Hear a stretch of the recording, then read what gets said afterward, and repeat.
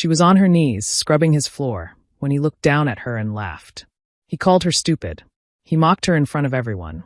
He had no idea that the woman holding that mop had a PhD from Cambridge. He didn't know she was about to take everything from him. This is the true story of how a billionaire humiliated the wrong person and lost his entire empire because of it. What happens next will make you never look at people the same way again. Stay with me, because the revenge she gets is absolutely legendary. Welcome to Voice of Granny. While you are here, please hit the subscribe button and comment your view on the story and where you're watching from. Let me tell you a story that will change the way you look at people forever. Have you ever walked past someone cleaning floors or serving food and barely noticed them? Have you ever judged someone just because of the job they do? Well, this story is about a man who made that mistake. And it cost him everything. This happened in London, in one of those fancy private clubs where the rich and powerful meet. You know the type? Marble floors, crystal chandeliers, leather chairs that probably cost more than most people's cars. The kind of place where you need connections just to walk through the door. Her name was Sophie Bennett. 26 years old, quiet, with gentle eyes hidden behind simple glasses.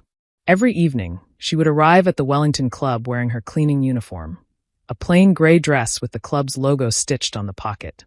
She would mop the floors, empty the bins, and wipe down the tables after the wealthy members finished their meetings. To everyone there, she was invisible. Just another cleaner. Someone to ignore. But Sophie was so much more than that. On this particular night, the club was hosting a special dinner. The main guest was Thomas Ashford, a 42-year-old property developer who had made billions buying up land across London. He was the kind of man who wore his wealth like armor. Expensive watches, designer suits, shoes so shiny you could see your reflection. He owned half the buildings in central London, and he made sure everyone knew it. Thomas sat at the center table with his business partners, laughing loudly, drinking wine that cost more per bottle than Sophie earned in a month. His voice carried across the entire room as he told stories about his latest deals, about the companies he had crushed, the families he had evicted to build luxury apartments. Sophie was cleaning nearby, quietly wiping down the tables that had already been cleared. She kept her head down, moving like a shadow. Then Thomas noticed her. "You there," he called out, snapping his fingers in her direction. "Come here." Sophie looked up. Her heart began to pound, but she walked over calmly. "Yes, sir?" Thomas leaned back in his chair, a cruel smile spreading across his face. He had been drinking, and he was bored. His friends were talking business, and he wanted entertainment. "Tell me something," Thomas said, looking her up and down. "What goes through your mind when you're mopping floors? Do you ever think about anything complicated? Or is it just mop, rinse, repeat?" His friends chuckled. Sophie stood still, her hands gripping the cleaning cloth. "I think about many things, sir," she said quietly. "Many things." Thomas repeated, mocking her. "Like what? Which bin to empty next?" More laughter from the table. Thomas picked up a napkin and drew a quick diagram on it with his expensive fountain pen. "Let me test something. I'm working on a development project right now. I'm buying a building for £80 million. The property value is dropping by 6% every year because of structural issues, but the land value is rising by 4% annually. There's also a government tax that kicks in if the total value exceeds a certain threshold." He looked up at her, his eyes gleaming with mockery. "So tell me, cleaner, in 5 years, will this property be worth more or less than what I paid? And by how much?" The entire room had gone quiet. Other members were watching now, some looking uncomfortable, others smirking. Sophie looked at the napkin. Her mind, the mind that had once solved complex mathematical proofs at Cambridge University, immediately saw the answer. She saw the curves, the intersections, the exact point where the values would cross. But she also saw something Thomas didn't know she could see. She saw the name of the building on his napkin. Hartley Tower. And her heart nearly stopped. Because Sophie knew that building. Her father had owned that building. 10 years ago, Sophie's father, Richard Bennett, had been a respected property owner in London. He had spent his life building a small portfolio of buildings, treating his tenants fairly, maintaining the properties with care. He wasn't rich like Thomas, but he was honest and hardworking. Then Thomas Ashford had wanted Hartley Tower. He wanted the land it sat on to build a luxury hotel. When Richard refused to sell, Thomas destroyed him. He used his connections to create false building inspections, invented structural problems that didn't exist, spread rumors about Richard's financial troubles. Banks stopped lending. Tenants fled. Richard lost everything trying to fight the lies. The stress killed him. He died of a heart attack 3 years ago, broken and disgraced. Sophie had been forced to drop out of Cambridge in her final year. Her mathematics PhD, her research, her dreams, all gone. She had taken whatever jobs she could find to support her sick mother. Cleaning jobs. Invisible jobs. And now, here she stood, face to face with the man who had destroyed her family. Thomas was still waiting, tapping his pen impatiently. Well, too difficult for you? It's all right, I don't expect someone like you to understand. Sophie looked at him. And in that moment, she made a decision. The property will be worth approximately £72 million, she said quietly. You'll lose about £8 million, not including the renovation costs you haven't factored in. Thomas's smile faded. What? The 6% depreciation compounds annually, Sophie continued, her voice growing steadier. But the land appreciation is calculated on the original land value, not the total property value. They're two separate equations. You're treating them as one, which is why your projection is wrong. The room was completely silent now. Thomas stared at her. You're guessing. I'm calculating, Sophie said. And I'm right. She turned and walked away, leaving Thomas sitting there, his face red with anger and confusion. But Sophie wasn't done. Not even close. Because she had just realized something. If Thomas was still making these kinds of mistakes, if he was still this arrogant, this careless, then maybe, just maybe, she could do more than just embarrass him. Maybe she could bring him down completely.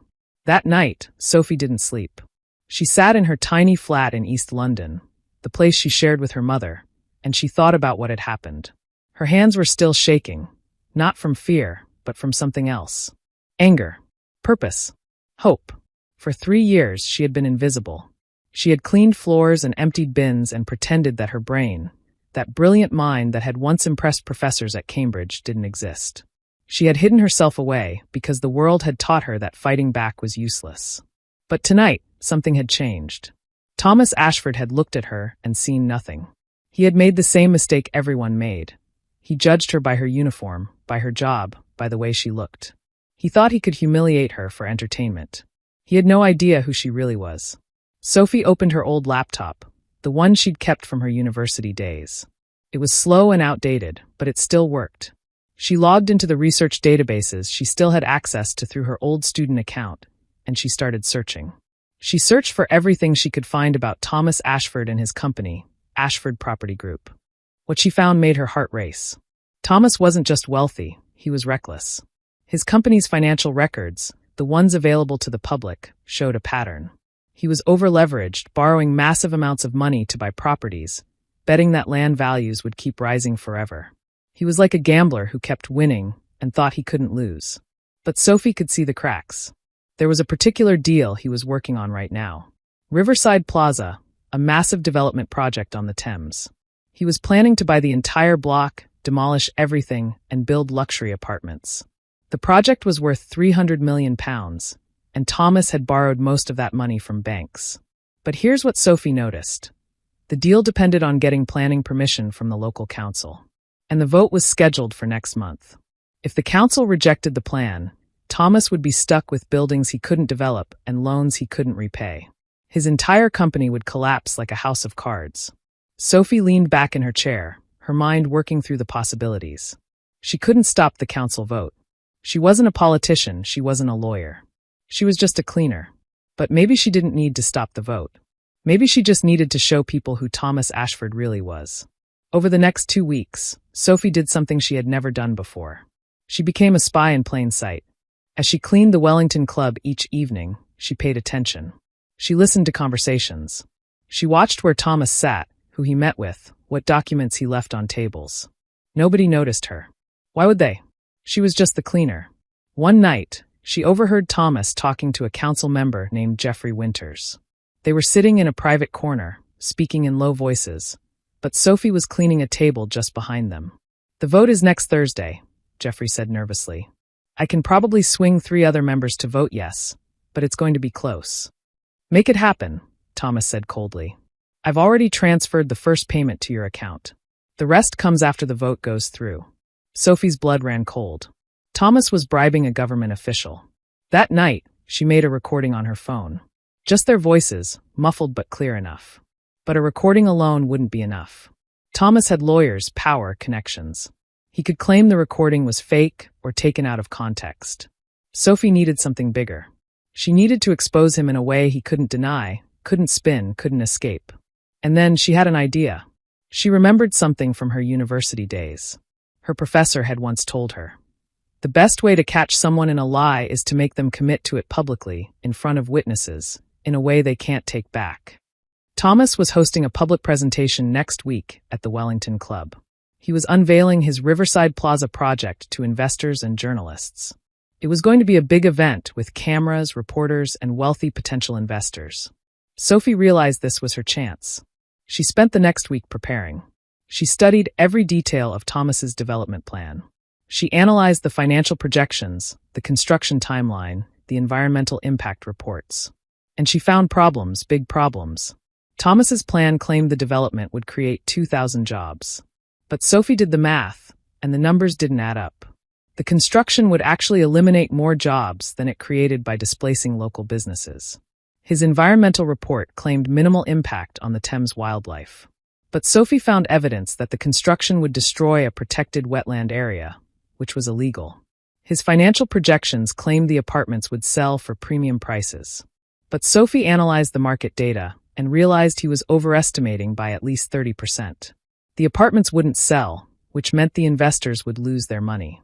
Everything about Thomas's plan was a lie. A beautiful, expensive lie designed to make him richer while destroying a community and bankrupting his investors. Sophie printed everything out. She organized it into a clear, simple presentation that anyone could understand. Charts, graphs, highlighted sections of legal documents. And then she did something bold. She called the local newspaper, the Thames Gazette, and spoke to a journalist named Oliver Price. She told him she had evidence of corruption and fraud in the Riverside Plaza development. She told him to come to the presentation next week. "Who are you?" Oliver had asked. "Someone who knows the truth," Sophie had said. "Just be there. You won't regret it." The night before the presentation, Sophie stood in front of her small mirror, looking at her reflection. She was terrified. She was about to go up against one of the most powerful men in London. But she was also ready, because she wasn't just a cleaner anymore. She was someone who had been invisible for too long. And tomorrow, she was going to make sure everyone saw her. The day of the presentation arrived with grey London skies and a cold wind that rattled the windows of the Wellington Club. Sophie arrived early, as she always did, wearing her cleaning uniform. She pushed her cart through the main hall, which had been transformed for the event. A stage had been set up at the front, with a large projection screen and rows of chairs for the audience. Waiters were setting up champagne tables. Camera crews were testing their equipment. Thomas Ashford stood near the stage, wearing a navy suit that probably cost more than Sophie earned in 6 months. He was laughing with someone confident and relaxed. Why wouldn't he be? This was his moment of triumph. Sophie kept her head down and cleaned, just as she always did. Invisible. By 7 o'clock, the room was packed. Investors in expensive suits. Journalists with cameras and notepads. Local council members, including Geoffrey Winters, who sat near the front looking nervous. Even some celebrities had shown up. Thomas knew how to throw a party. Oliver Price from the Thames Gazette was there too, sitting in the back row. He kept looking around, searching for the mysterious source who had called him. Thomas stepped onto the stage, and the room fell silent. He smiled that big, confident smile. "Good evening, everyone," he began, his voice booming through the speakers. "Tonight, I'm going to show you the future of London. Riverside Plaza isn't just a development, it's a revolution. Luxury living on the Thames, creating thousands of jobs, bringing wealth and prosperity to a neglected area." The screen behind him lit up with beautiful computer-generated images. Gleaming apartment towers, landscaped gardens, happy families walking along the river. "This project represents £300 million of investment," Thomas continued. "And I'm inviting you all to be part of it. The return on investment will be extraordinary." The audience murmured appreciatively. Sophie watched from the back of the room, her heart pounding so hard she thought everyone could hear it. Thomas clicked to the next slide. "Now, let me show you the financial projections." "Excuse me," a voice called out. Everyone turned. Sophie had raised her hand. Thomas squinted into the lights, trying to see who had spoken. "Yes. Do you have a question?" Sophie stood up. In her cleaning uniform, with her hair tied back and her glasses reflecting the stage lights, she looked so out of place that people actually laughed. I said yes. Do you have a question? Thomas repeated, annoyed now. I do, Sophie said, her voice shaking but clear. Your financial projections are wrong. The laughter died. Thomas stared at her. I'm sorry, who are you? I'm Sophie Bennett, she said, walking down the aisle toward the stage. I clean this building every night. And I've reviewed your entire development plan. It's built on lies. The room erupted. People were talking, journalists were grabbing their cameras. Thomas's face turned red. Security, he shouted. Remove this woman immediately. But Sophie was already at the front. She pulled out a folder from under her cleaning apron and held it up. Before you throw me out, you might want to hear what I have to say. Because everything I'm about to tell you can be verified. And the journalists in this room are recording everything. Thomas looked at the cameras pointing at him. He was trapped. If he had her dragged out now, it would look like he was hiding something. Fine, he said through gritted teeth. You have 2 minutes. Then you're gone. Sophie opened her folder with trembling hands. You claim this development will create 2,000 jobs. But according to the construction timeline and the businesses currently operating in the area, you'll actually eliminate over 3,000 jobs. Small shops, family businesses, local services, all gone. She held up a document. This is the business registry for the Riverside area. I've counted them. 37 businesses employing 3,200 people. Your plan mentions none of them. Thomas tried to interrupt, but Sophie kept going. You claim minimal environmental impact. But your construction site includes a protected wetland habitat. Building there is illegal without special permission, which you don't have. This is the Environmental Protection Order from the London Council. She held up another document. And your financial projections claim these apartments will sell for an average of £800,000 each. But the actual market data for similar properties in that area shows an average price of $550,000. You're overestimating by 45%. Sophie looked directly at Thomas. Which means the investors in this room won't see profits. They'll see losses. Huge losses. The room was in chaos now. Investors were standing up, demanding answers. Journalists were shouting questions. Thomas stepped forward, his face twisted with rage. This is ridiculous. Who is going to believe a cleaner over me? I have experts, consultants, lawyers who've reviewed every detail. Then explain this, Sophie said. She pulled out her phone and pressed play. Thomas's voice filled the room through the speaker system. Make it happen. I've already transferred the first payment to your account. The rest comes after the vote goes through. Jeffrey Winters, the council member, stood up so fast his chair fell over. His face was white as chalk. That recording is illegal. Thomas shouted. This is entrapment. It's a voice recording in a public space. Oliver Price called out from the back. Perfectly legal. And I'm printing this story tonight. Thomas turned to the audience, trying to salvage the situation. Look, this woman has a grudge against me. Her father. My father owned Hartley Tower, Sophie said loudly, cutting him off. The building you fraudulently seized 10 years ago. You fabricated building violations. You bribed inspectors. You destroyed his reputation and his business. And the stress killed him. She walked closer to the stage, looking up at Thomas. You thought I was just a cleaner. Someone too stupid to understand your complicated business deals. But I understood every word. I saw every lie. And now everyone else sees them too. Thomas stood frozen on the stage. For the first time in his life, he had no words. No clever comeback. No way to spin the situation. The vote on Riverside Plaza is postponed indefinitely, one of the council members announced, standing up. We'll be launching a full investigation. Thomas's phone started ringing. And ringing. And ringing. His investors pulling out. His lawyers calling emergency meetings. His empire beginning to crumble. Sophie turned and walked out of the Wellington Club for the last time. She never had to clean another floor.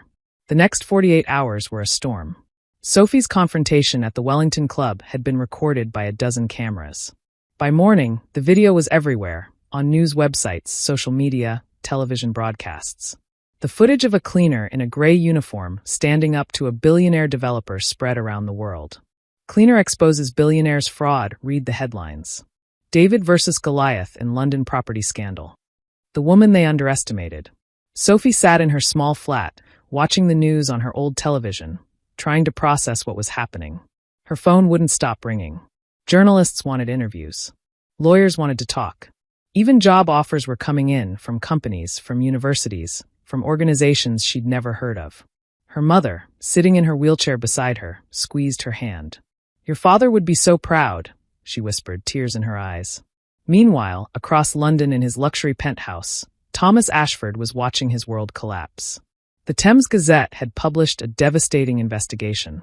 Oliver Price had spent the last 2 days digging, and with Sophie's evidence as a starting point, he'd uncovered a decade of corruption. Bribes to council members. Fraudulent building inspections. Falsified environmental reports. Tax evasion through offshore accounts. But the Riverside Plaza scandal was just the beginning. Other people started coming forward. Families who had been evicted from properties Thomas had bought. Business owners who had been forced out. Tenants who had lived in buildings with dangerous conditions while Thomas collected rent and ignored repairs. The story wasn't just about one corrupt deal anymore. It was about a system that had allowed a wealthy man to hurt people for years without consequences. And the financial markets had noticed. Thomas's company, Ashford Property Group, saw its stock price collapse.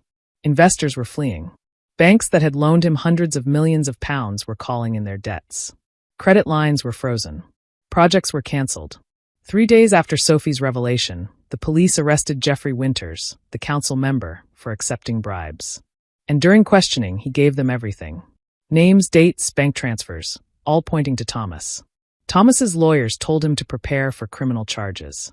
Fraud, bribery, corruption. Each charge carried years in prison. But perhaps the worst part for Thomas wasn't the legal trouble. It was the humiliation. He had built his entire identity on being smarter than everyone else, richer than everyone else, more powerful than everyone else. He had walked into rooms and commanded respect, or at least fear. Now, when people saw him, they saw a fool. The billionaire outsmarted by a cleaner. Late one night, Thomas sat alone in his penthouse, surrounded by newspapers with his face on the front page. His phone was off. His friends had stopped calling. His business partners had distanced themselves. He poured himself a glass of whiskey and walked to the window, looking out at the London skyline. All those buildings, and he'd once thought he owned this city. He thought about Sophie, that quiet woman with the glasses who he'd mocked in front of everyone. He'd thought she was nothing. How had he been so wrong?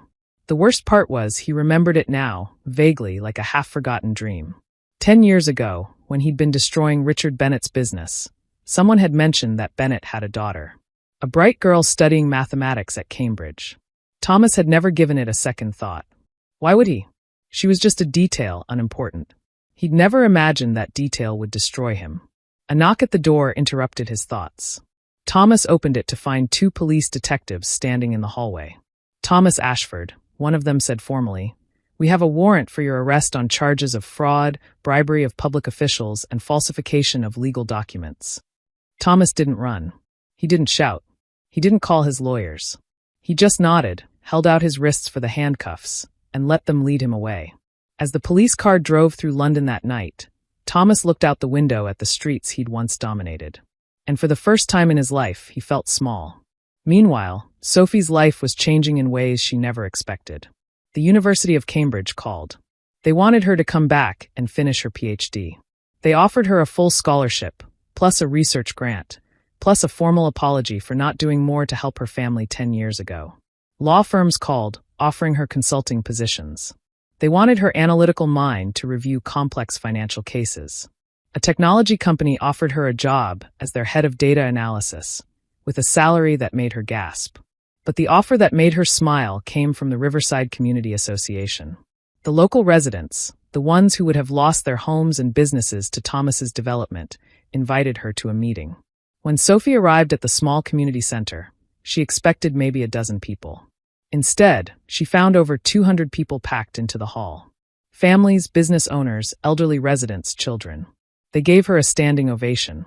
The chairwoman, an elderly woman named Mrs. Patterson who ran the local bookshop, took Sophie's hands. "You saved us," she said simply. "We've been fighting Thomas Ashford for 2 years. We wrote letters, we protested, we went to council meetings. Nobody listened. We were just ordinary people, and he was a billionaire. But you," Mrs. Patterson continued, her eyes bright with tears, "you were one of us. And you showed everyone that it doesn't matter what job you do or how much money you have. What matters is the truth. Sophie looked around the room at all these faces. People who had been invisible to men like Thomas. People who worked hard, who loved their community, who deserved to be heard. He thought I was nobody, Sophie said softly. But nobody is nobody. We all matter. Every single one of us. The room erupted in cheers. That night, as Sophie walked home through the streets of London, she realized something. She wasn't invisible anymore. But more importantly, she'd helped make sure other people weren't invisible either. She'd shown the world that the person cleaning the floor might be smarter than the person sitting at the head of the table. And that's a lesson some people would never forget. 6 months later, London looked different to Sophie. Or maybe Sophie looked different at London. She sat in a corner office at Cambridge University, her PhD certificate hanging on the wall beside her research awards. Outside her window, students crossed the courtyard, their arms full of books, their faces full of dreams. Sophie was now Dr. Sophie Bennett. She'd completed her PhD in 3 intensive months, writing a thesis that her professors called brilliant and groundbreaking. It was about game theory and economic justice. Specifically, how small players could defeat larger opponents using information asymmetry. In other words, she'd written about exactly what she'd done to Thomas Ashford.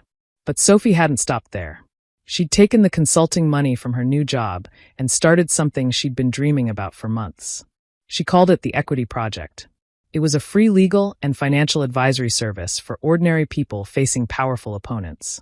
Small business owners being pushed out by developers. Tenants living in unsafe housing with landlords who wouldn't make repairs. Workers being exploited by wealthy employers. Sophie would review their cases, analyze the numbers, find the weaknesses in their opponents' arguments. And then she'd connect them with lawyers, journalists, and advocates who could help them fight back. In just 6 months, the Equity Project had helped 37 families keep their homes. 23 small businesses stay open. 12 workers win unfair dismissal cases. People started calling her the people's mathematician. Sophie smiled at that. She remembered when Thomas had asked her if she ever thought about anything complicated while mopping floors. If only he'd known that the woman holding the mop was thinking about how to destroy him. The trial of Thomas Ashford took place on a cold morning in November. Sophie sat in the public gallery, watching as the man who had once seemed so powerful sat at the defendant's table. He looked older now, tired. The expensive suit was gone, replaced by a simple gray jacket. The arrogance had disappeared, leaving behind only a shell of a man. The prosecutor presented the evidence. The bribes, the fraud, the years of corruption. Witness after witness took the stand. Jeffrey Winters, the council member, testified about the payments. Former employees testified about falsified documents. Families testified about being illegally evicted. And then Sophie was called to the stand. She walked to the witness box, placed her hand on the Bible, and swore to tell the truth. The prosecutor was gentle with her. Ms. Bennett, or should I say Dr. Bennett, can you explain how you first became aware of Mr. Ashford's fraudulent activities? Sophie took a breath. He humiliated me publicly at the Wellington Club. He gave me a mathematics problem, expecting me to fail. When I solved it, he became angry. That's when I realized he was more interested in making people feel small than in being right. And what did you do then? I decided to look more carefully at his business dealings. I used my training in mathematics to analyze his financial projections. And I found that nothing added up. The numbers were designed to look impressive, but they were fundamentally flawed. The prosecutor nodded. You could have simply walked away. You could have found another job. Why did you choose to expose him? Sophie looked at Thomas. He was staring at the table, refusing to meet her eyes. Because of my father, Sophie said quietly. Richard Bennett. He was a good man. An honest man. And Thomas Ashford destroyed him simply because he wanted what my father had built. He used lies and corruption, and when my father tried to fight back, he was crushed. Her voice grew stronger. My father died believing he had failed, believing he had done something wrong. But he hadn't. He was just a decent person who ran into someone who had no decency at all. I exposed Thomas Ashford because people like him only win when everyone else stays quiet. When we let them make us invisible. When we accept that wealth equals power and power equals truth. Sophie looked directly at Thomas now. I wanted to show that truth is truth, regardless of who speaks it. Whether it's a billionaire developer or a cleaner with a mop. The courtroom was silent. The defense lawyer tried to discredit her, suggesting she had acted out of revenge, that her evidence was biased. But every piece of evidence Sophie had provided was verified by experts. Every calculation she'd made was correct. Every document she'd found was real. The jury deliberated for 3 hours. They found Thomas Ashford guilty on all charges. The judge sentenced him to 8 years in prison and ordered him to pay millions in restitution to the people he'd harmed. As the guards led Thomas away, he finally looked at Sophie. Just for a moment, their eyes met. She didn't feel triumph. She didn't feel joy. She felt something quieter, like a weight lifting, like justice finally after so many years. That evening, Sophie visited her father's grave. She knelt in the grass and placed flowers on the headstone.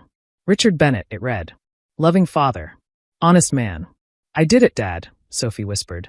I proved you weren't wrong. You weren't weak. You were just up against someone who fought dirty. The wind rustled through the trees, and Sophie felt peaceful for the first time in years. As she walked out of the cemetery, her phone buzzed. It was a message from Mrs. Patterson, the bookshop owner from Riverside. Dr. Bennett, we just heard the verdict. We're having a celebration at the community center tonight. You're the guest of honor. Please come. Sophie smiled and typed back, I'll be there. Because that's where she belonged. Not in fancy clubs with marble floors and crystal chandeliers. Not in boardrooms with powerful men making decisions that affected people's lives. But with ordinary people. Good people. People who worked hard and loved their families and deserved to be seen. As Sophie walked through the streets of London that evening, heading toward Riverside, she thought about everything that had happened. A year ago, she had been invisible. A cleaner no one noticed, no one respected. Now she was visible. But more importantly, she'd made sure others were visible too. She'd learned the most important lesson of all. Everyone has value. Everyone has worth. Everyone deserves dignity. It doesn't matter if you're wearing an expensive suit or a cleaning uniform. It doesn't matter if you have millions in the bank or barely enough for rent. What matters is how you treat people. What matters is truth. And Sophie Bennett had made sure the truth was heard. The cleaner had cleaned up more than floors. She'd cleaned up corruption. And in doing so, she'd reminded everyone that the people we overlook might just be the ones who change everything. Remember, never judge someone by their job. Never assume someone is less intelligent because they're in a service role. And never, ever underestimate the power of someone who has been underestimated their whole life. Because the person you dismiss today might be the person who brings you down tomorrow. This story reminds us that dignity isn't about what you do for a living. It's about how you live. Sophie won not because she was smarter, though she was. She won because she had something Thomas Ashford never had: integrity, persistence, and the courage to stand up when everyone expected her to stay invisible. What would you do in Sophie's position? Would you have stayed silent, or would you have fought back? Let me know in the comments below.